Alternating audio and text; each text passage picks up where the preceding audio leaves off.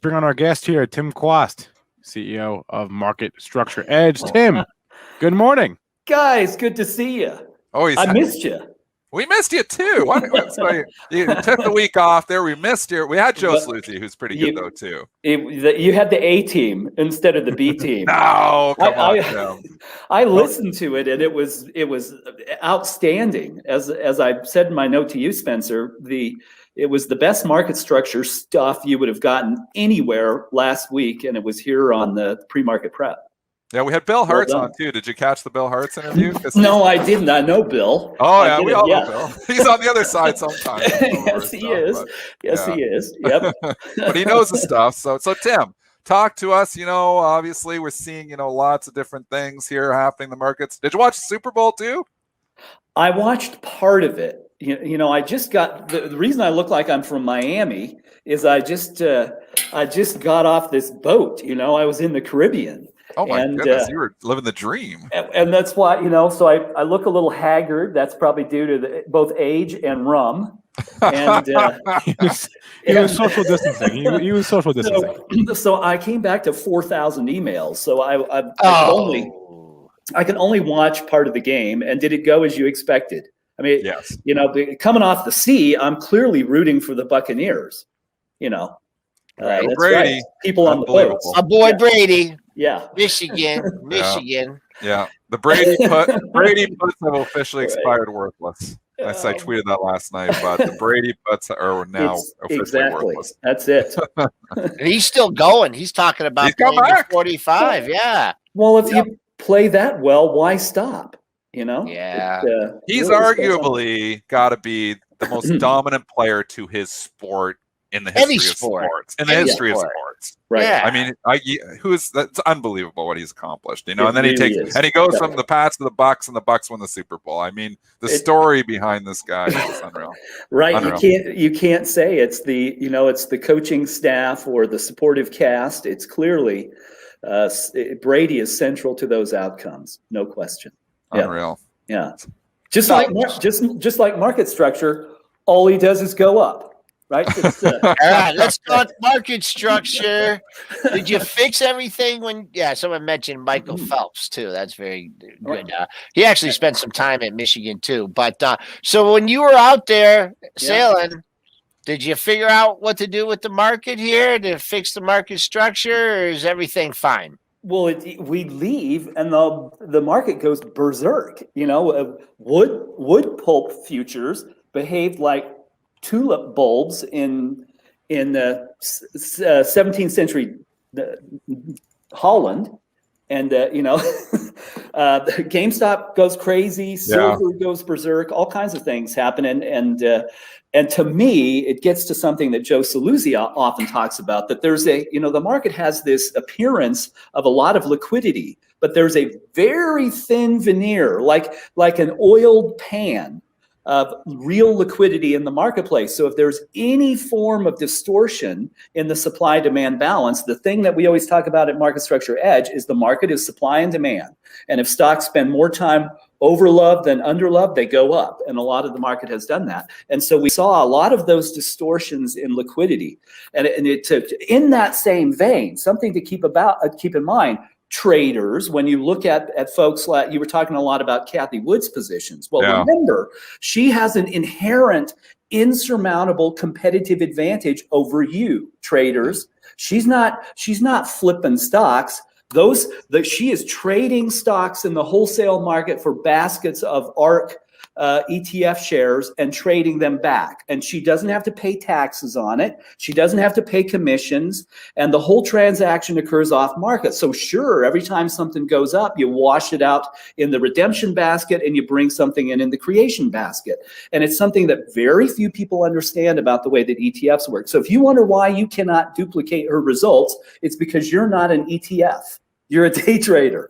That's the reality of the marketplace. Is that fair? Well, it is what it is. There are a lot of things about the market that aren't fair, including the way that GME behaves because of intermediaries like Citadel Securities. We talked about that last week. And I want the one thing that I think traders need to understand about what happened, not just with GameStop, but why Robinhood and others halted access to trading in some of these securities. And it's this notion of clearing and settlement. And I think if we spend 1 minute on it, you should know this. Everybody in the market should understand this because it's part of the behavior in context of rules of the money behind price and volume. So when a Robinhood, for a clearinghouse like the National Securities Clearing Corp, a unit of the Depository Trust and Clearing Corp, it looks at Robinhood, they don't see 20 million traders, they see a portfolio. And if that portfolio includes a bunch of stocks that have suddenly become very volatile, then what the NSCC is going to say is, Robinhood, pony up, because we have T+2 to settle these trades. And if anything goes wrong in those 2 days during settlement, we're not on the hook for that. You are. So instead of 300 million in capital, you need to put up 3 billion. Well, Robinhood doesn't have 3 billion. So they have to go raise it to supply it as a deposit so they can resume trading. And it's very important to understand that those dislocations occur because of huge swings in volatility in the marketplace. And now so I think that's just important for folks to understand. Well, because everybody thought it was a conspiracy, and this wasn't really just a conspiracy here. You're saying the same thing. We were trying to talk about this on the show last week as well, is that they had to do this. I mean, you can't risk, the alternative is something does go wrong in those T+2. Robinhood goes down, everybody loses, now we got a major brokerage account, going down because of, one security. And so not allowing them to trade for 4 or 5 days, it absolutely was maybe their only choice. They just didn't communicate it well. Maybe that was the issue. They should have communicated it a little bit better. They sure should have. And the funny thing is, in their blog posts, they're ironically very clear market structure writers. They write in very simple terms, but they don't do a good job of communicating, it appears, to their customers and to the public in a more open forum. So it's fascinating.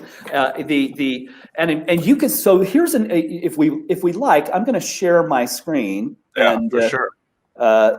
Because I want to show you something here that I think will be not my face. We don't want my face again, like we happened last time. But by the way, really quickly, there's the back of my balding head off of Jolly Harbor in Antigua, and that's what it looks like on a big boat. That's one of our friends from Texas. And here I am hanging out in the dolphin chair outside of Hermitage Bay. So if the reason we go is the Antiguans need us. Living the dream. I'm so jealous of you. If I showed you outside my house right now, I have 3.5 feet of snow. Oh my goodness, that's crazy. Well, going over here to Edge. So here's what. And by the way, if you want to follow along, just sign up for a free trial. Don't need a credit card. And I'm telling you, you can look at it this way. Feel no obligation. But I realize, Spencer, we don't want to spend much time looking at this, but I want to point this out. So here, back to GameStop. Yeah. Here's the illustration of what happened. And remember that one of the basic principles to me of market structure is that the market is supply and demand, and we think of it as a 10-point scale. Things above 5 tend to rise. Things below 5 tend to fall. And see how much time. This is market structure sentiment. Price is very volatile. Sentiment is not. So as long as sentiment remains above 5, stocks tend to do better. When they begin to mean revert, notice that is happening here, and short volumes begin to rise. Here's the short squeeze right in here. That's what happened. Very brief. It was just the immense pressure that was created that caused that. Well, it's going away. Doesn't mean it can't come back. But I will hazard here that the big runs in GME are over because of that. Market structure is beginning to revert. And Citadel, which buys all the limit orders, is going to know. They're going to look and say, well, here's the buy demand, here's the sell demand. They're getting really close. Now, Citadel will want to shift short. And that's how the market works. So what is this? What are your thoughts just overall? Like, let's just stay with the GME for a little bit, because we've got, this, group of, 8 million traders strong here, Wall Street Bets here now. Right. Obviously, they have a huge influence on individual stocks, especially when they're smaller or mid-cap stocks. Right. What are your thoughts here just on, how, this impacts one, traders who are trying to trade these stocks, and then just two, you know, from a market structure perspective, you know, what are your thoughts here of this group of traders coming and pushing stocks around? Well, I tip my hat to them. I do too. You know, I'm delighted to see retail money flex its muscle. It's the great, you know, it's one of the great characteristics of Americans. And in some ways, I wish we'd see it in other places in our society where the common folks would flex their muscle. And that's what this is. And look, you can talk about, are there manias? Well, of course there are. Manias are always a product of excess money and limited supplies of product. That's what happened in the tulip mania of 1636. The Dutch merchants had collected all this money from the New World, and it chased a bunch of tulips. It's a classic mania. Is there a mania here? Well, yeah. You know, if the government's pumping a bunch of money out and people have nothing but time on their hands to sit and play video games and trade in their Robinhood accounts, we're going to have these things. But do I think that the fault rests with Wall Street bets? Of course not. I don't. There is a fault to market structure. Yeah, the fact that there is to me, it's the intermediation of the markets. As we've talked about before, over 50% of volume in the marketplace comes from folks like Citadel Securities and Two Sigma and Hudson River Tradings and Virtu, Wolverine. And I'm not knocking these folks. It's not their fault. They're taking advantage of the existing rule structure. But they don't care about the proper price for something. They care whether demand exceeds supply in this fraction of a second. And if all these retail brokerages are encouraging people to use limit orders, you're a fool if you use a marketable trade. Use limit orders, limit orders, limit orders, limit orders, limit orders. Well, you're creating an information advantage for Citadel if that's the case. Citadel buys those orders and they know the supply and demand. And so this causes extreme short-term distortions in the market. Now, here's the question. It's the great, you know, it's the sword of Damocles. That market structure plus the T plus 35 advantage that market makers have in shorting, Citadel can manufacture shares to solve imbalances. Well, the good news out of that is that there is always something to buy and sell. The bad news is none of us know what real supply and demand are and whether the prices are correct. Because in truth, if there was not a Citadel and GameStop moved like that, it would go from $5 to $5,000 and there wouldn't be anything to buy or sell. Well, we would immediately recognize a bizarre condition in the market. So is that worse? Or is it better? Is it worse to have Citadel? You tell me, Dennis. Well, and I've given the same argument. You know, obviously, I like a diverse pool of liquidity, which you don't have now. But what we have is what we have. We have high frequency trading liquidity. Yep. And so we have created this, like you said, this has been created. The high frequency traders obviously have taken advantage of the structure that we have. I mean, if you look to where liquidity was back in the 90s, at floor traders, you know, you had, you know, the institutional, you had so many different types of traders. That's the diversity of the pool of liquidity. But now high frequency traders are so efficient at what they do. That's why we look at the floor of the exchanges and you don't see much happening there at all anymore, because there's no way a human being can compete. I mean, we get picked off in a split second. You know, I used to, you know, do a lot of market making as well. Joel was a market maker on the floor as well as a local. And you know what? We've adjusted our trading strategies and just extend our time frame a little bit because we can't compete in that field. So you know, so now you have high frequency liquidity. But if you all of a sudden decide, okay, we don't want high frequency trading liquidity anymore, let's just tax it or something and get rid of it. Well, now you have no liquidity at all because all these other pools aren't coming back. So, I mean, what do? I mean, if you're a regulator, like, well, we can't just get rid of these guys because these are our only market makers now. I mean, how many market makers are on the floor of the NYSE now? 7 or 8 from hundreds? It's crazy. No, you're dead on, spot on, correct. And it's the, you know, and it raises this thing that I hear from public companies all the time. When I say, well, a whole bunch of your volume will not show up in your settlement data. And they say, well, that's not possible because for every buyer, there has to be a seller. And I say, no, that's only true at the close. So somebody could borrow 100 shares from BNY Mellon and trade it 1 million times and it's 100 million shares of volume, it's still only 100 shares. And whoever the last two parties are, who will have a clearinghouse in between them, who will be counterparty to both sides of that trade, that's 100 shares that'll settle. And you could have, that's what people can't wrap their minds around. Well, that's the market we have. And it creates incredible efficiencies on one hand and unbelievable distortions in people's capacity to understand real supply and demand in the market at the same time. Yeah, like Bill Hartz was on last week talking about the rehypothecation of shares. And, and this was a main reason for why, we have these short interests of 130, 140%. It's because those same shares are being borrowed. And then you sell those short into the market to the buyer, who then, all of a sudden can lend those shares out again. Well, it's the same shares going again, lending, and just being reused. And that's, so it's not naked shorting. They're all legal shares. They're legal shorts. But at the same time, it's those same shares that are being lent. That's how it gets above the float. I thought you did a great job with Joe last week explaining that what real naked shorting is. And I've long contended there's some folks who run around semi-nefarious telling public companies that, oh, you have massive naked shorting and we can help you solve that problem. And I explained to them, no, there's very, very little naked shorting. You can go look at the threshold stocks. Almost all of them are ETFs, in fact, not stocks. There is very little naked shorting because, as you explained, people get punished for that.